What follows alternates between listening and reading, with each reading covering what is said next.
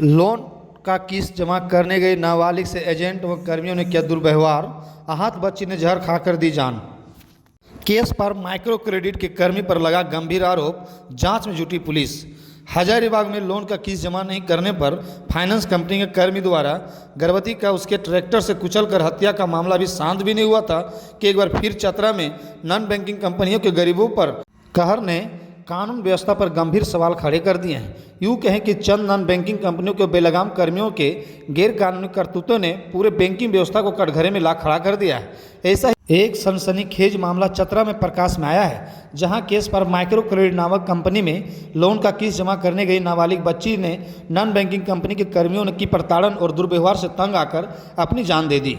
घटना जिले के प्रतापपुर थाना क्षेत्र का हारा नौकाडी गांव में घटी है। घटना के बाद जहां पूरे इलाके में सनसनीखेज फैल गई है, वहीं घटना की सूचना पाकर मौके पर पहुंची पुलिस मामले की जाँच में जुट गई। हालांकि पुलिस में कोई भी बड़े अधिकारी अभी इस मामले में कुछ कहने पर कतरा रहे। पुलिस अधिकारी ने कहा है कि जांच के बाद दोषियों के विरुद्ध हर हाल में सख्त से सख्त कार्रवाई की जाएगी। केस पर माइक्रो क्रेडिट समूह के एजेंट एवं कर्मियों पर आरोप है कि उनके द्वारा लोन का किस्त जमा करने के गई नाबालिग बच्ची के साथ दुर्व्यवहार की घटना को अंजाम दिया गया है, जिससे आहत नाबालिग बच्ची ने विष पान कर अपनी जान दे दी है। घटना प्रतापपुर थाना क्षेत्र के हारा नौकाडी गाँव की है।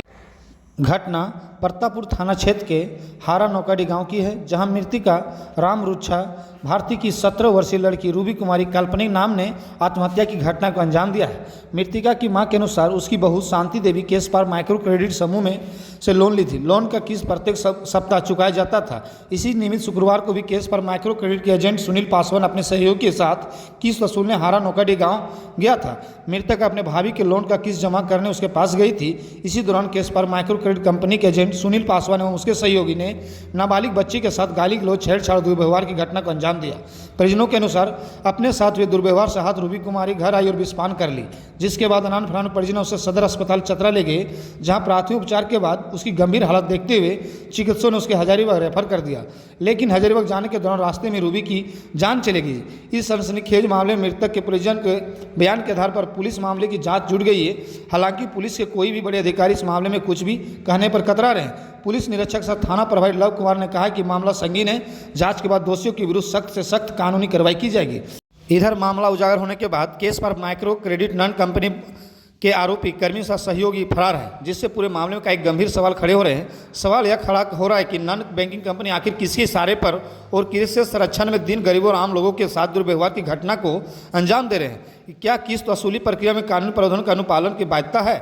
उन्हें नहीं है। उनके द्वारा प्रतिक्रिया के अनुपालन में स्थानीय पुलिस का कानूनी तरीके से सहयोग क्यों नहीं किया जाता?